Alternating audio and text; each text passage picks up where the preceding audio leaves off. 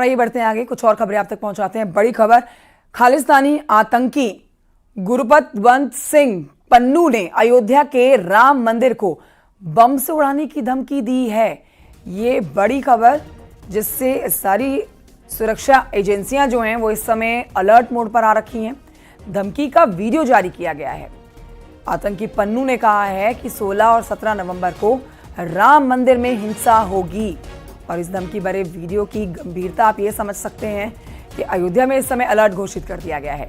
इस जानकारी के मिलने के बाद राम जन्मभूमि परिसर में हाई अलर्ट है। वरिष्ठ अधिकारी खुद भी मौके पर मौजूद हैं और परिसर की सघन तलाशी की जा रही है।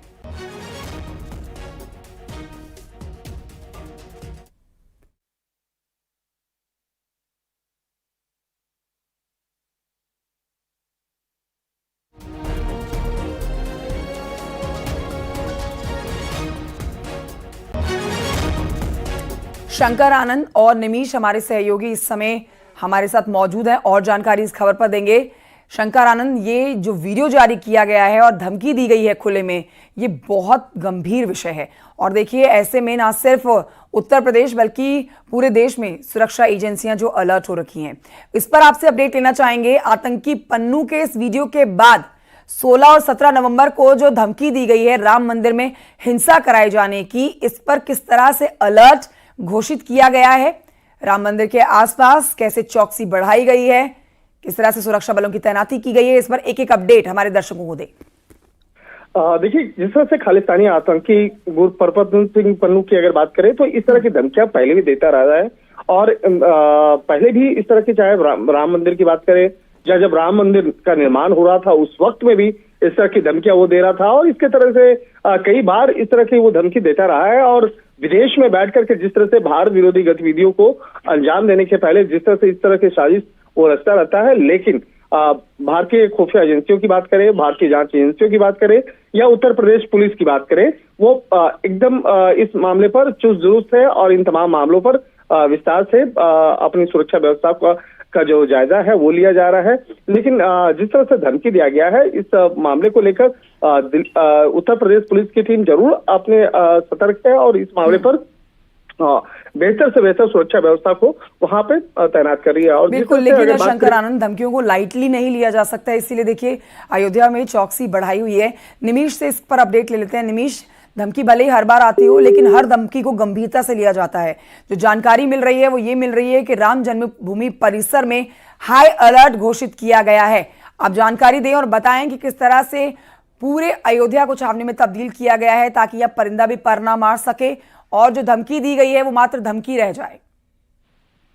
देखिए, अयोध्या सुरक्षा को लेकर हमेशा एक सख्त दायरे में रहती है। अयोध्या में सुरक्षा को लेकर एक अयोध्या के प्रवेश के द्वार से प्रवेश के साथ ही रामलला के दर्शन तक के हर एक स्तर पर आपको कई स्तरों पर चेकिंग के दरमियान ही प्रवेश दिया जाता है, क्योंकि अयोध्या में लगातार पिछले, जैसा भी शंकर आनंद कह रहे थे, कि लगातार लोगों की धमकियां इस तरीके से आती रहती है। इसको लेकर अयोध्या में सुरक्षा का पुख्ता इंतजाम है और उस पर वो काम करते रहते हैं। हालांकि जो अभी तत्काल मामला है, जिस मामले पर खालिस्तानी आतंकी गुरपतवंत सिंह पन्नू के द्वारा जो धमकी दी गई है, इसको लेकर राम जन्मभूमि परिसर में एसपी सुरक्षा ने सुरक्षा बलों के साथ रामलला के दर्शन मार्ग से यात्री सुविधा केंद्र और इसके प्रमुख वो स्थल जहां पर श्रद्धालुओं का आमद रहती है वहां पर जायजा लिया, निरीक्षण किया, सुरक्षा को देखा। इसके अलावा संपूर्ण अयोध्या में कई स्तरीय सुरक्षा का, जैसा मैंने बताया, घेरा बना रहता है। अयोध्या में प्रवेश द्वार पर ही सीसीटीवी कैमरे से प्रवेश किया जा रहा है। तकनीकी का प्रयोग करते हुए हर एक व्यक्ति पर नजर रखी जा रही है, क्योंकि इस समय अयोध्या में पारंपरिक प्राचीन जो परिक्रमा मेला है वो चल रहा है। ऐसे में लाखों की संख्या में श्रद्धालु अयोध्या में है। अयोध्या की सुरक्षा ऑलरेडी एक मजबूत दायरे में है और जिसको कई स्तरीय सुरक्षा बलों की तैनाती के द्वारा उसको मजबूती प्रदान की जा रही है। अयोध्या को अभेद किले में बनाकर रखा गया है। अयोध्या में प्रवेश के साथ अयोध्या के हर एक द्वार, हर एक जगह पर चेकिंग बूथ लगाया गया है, बैरियर है जहाँ पर सुरक्षा बलों की तैनाती है। इसके अलावा सीसीटीवी कैमरे से नजर रखी जा रही है, ड्रोन कैमरे से नजर रखी जा रही है और सबसे अहम की खुफिया विभाग के साथ साथ एटीएस और बीडीएस की टीमें भी सक्रिय है। सादे वर्दी में पुलिसकर्मी अयोध्या की सड़कों पर है और अयोध्या की सुरक्षा को लेकर जो पुख्ता इंतजाम है, जो फुल एक मास्टर प्लान पहले से बना है, वो सक्रिय है। इसलिए ये कहा जा सकता है कि इस तरीके की धमकियां केवल खोखली हवाई है। अयोध्या की सुरक्षा पहले से ही मजबूत है और रामलला की जहाँ कृपा होगी वहां पर पहले इस तरीके के तमाम धमकी आए और आज तक कुछ हो नहीं पाया।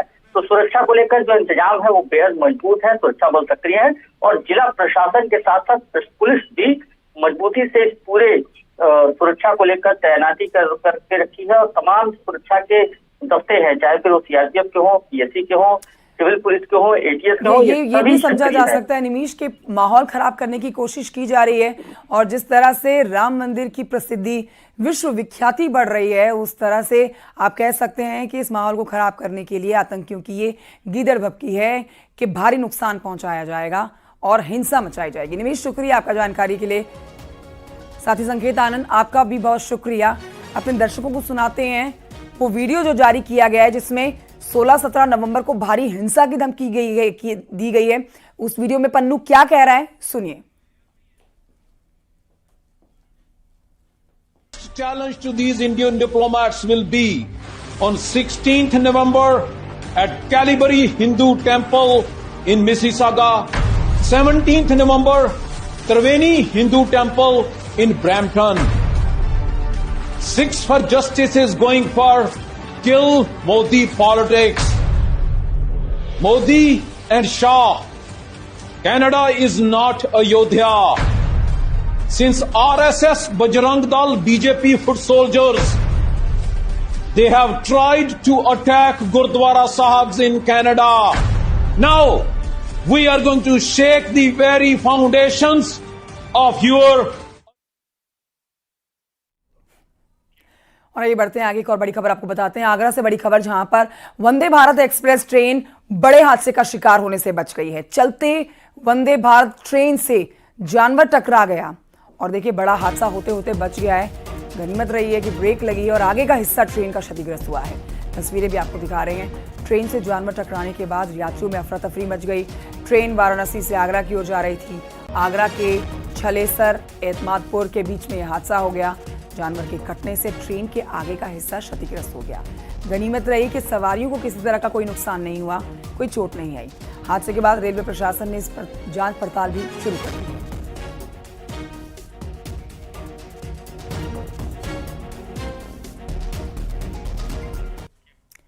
खबर उन्नाव से, जहां पर 100 से ज्यादा बाराती फूड पॉइजनिंग का शिकार हो गए। खीर खाने से बारातियों की तबीयत बिगड़ गई, सभी को उल्टी होने लगी, दस्त होने शुरू हो गए और एक साथ 100 से ज्यादा लोगों की बीमार होने की जानकारी दी गई। लड़की और लड़के पक्ष के लोग, दोनों ही तरफ से लोग बीमार हुए हैं।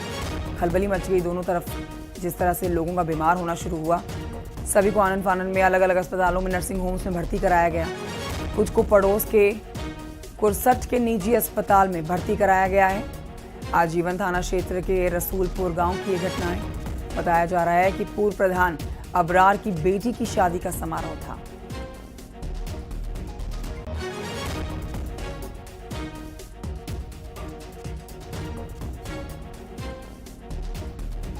रसूलपुर गए थे शादी में, हाँ। तो वहीं खाना खाए, खीर खाए। कितने लोग होंगे करीब? होंगे 400 लोग, हैं? 500-600 लोग होंगे। सब बीमार हो गए। हाँ।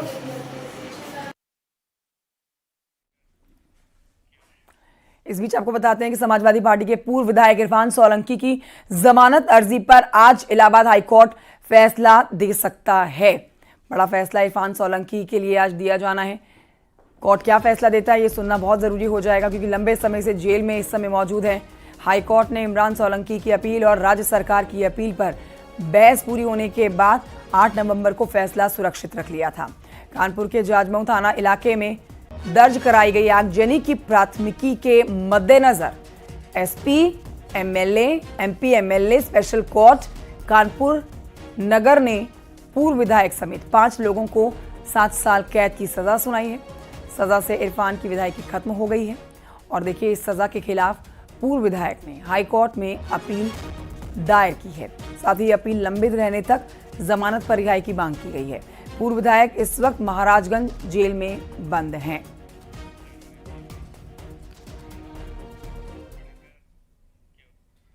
आगे बढ़ते आपको जानकारी देते हैं। मुख्यमंत्री योगी आदित्यनाथ आज महाराष्ट्र के चुनावी दौरे पर रहने वाले हैं। बीजेपी के स्टार प्रचारक के तौर पर एक बार फिर से महाराष्ट्र की तरफ कूच करेंगे। मुख्यमंत्री योगी आदित्यनाथ 3 चुनावी जनसभाओं को करेंगे संबोधित। अचलपुर, अकोला और नागपुर में जनसभा होनी है। पहली जनसभा अचलपुर में होनी है। बीजेपी प्रत्याशी प्रवीण के लिए प्रचार किया जाना है। सीएम योगी की दूसरी जनसभा अकोला पश्चिम विधानसभा प्रत्याशी के लिए की जानी है। बीजेपी ने इस सीट पर विजय को चुनावी रण में उतारा है।